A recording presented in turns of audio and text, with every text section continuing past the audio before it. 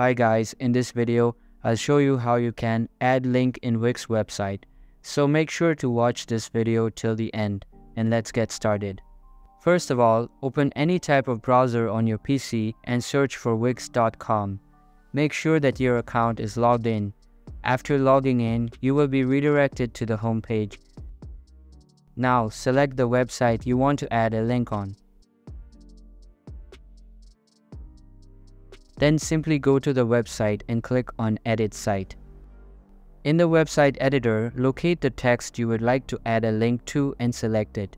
After selecting it, click on this link icon at its top and select the web address option from all of the choices available. Paste in the link, choose the execution preference of link and save it. So that's how you can add link in Wix site. Hope you liked the video. Thanks.